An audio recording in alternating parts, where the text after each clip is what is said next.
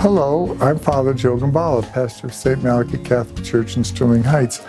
Welcome to Saints of the Summer. Today is August the 14th. Our saint today is Saint Eusebius. As I've mentioned, sometimes it's hard to proclaim the faith, especially if the retribution is going to be severe. And that's going to be the story of our saint today. Saint Eusebius lived in Constantinople, the capital of the Roman Empire, in the mid-300s. Now, by this time, Christianity is legal.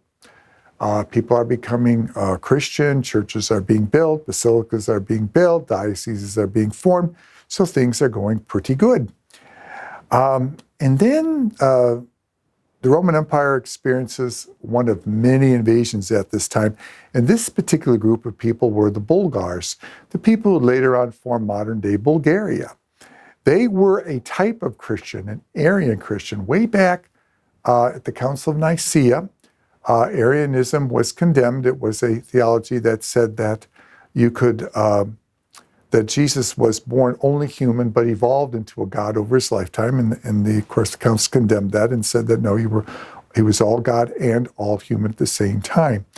Well, the Arians could either convert to regular Christianity or they could flee. Well, some of the Arians fled and did evangelization work outside of the empire, including among the Bulgar people. Now, the emperor Constantius II was deeply afraid of the Bulgars. He went to fight them and suffered a horrible loss and realized that he was going to have some problems, that these Bulgars were going to pour across the Danube River and might march on and take Constantinople itself. So he's trying to appease the Bulgar people.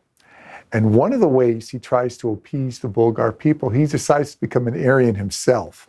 He says, well, we're just like you over here on this side of the river. We're Arians as well. We believe that, Jesus was human and they evolved into God. Yeah, we're just alike. Well, of course, some of the clergy went along with Constantius because they didn't want to lose their positions.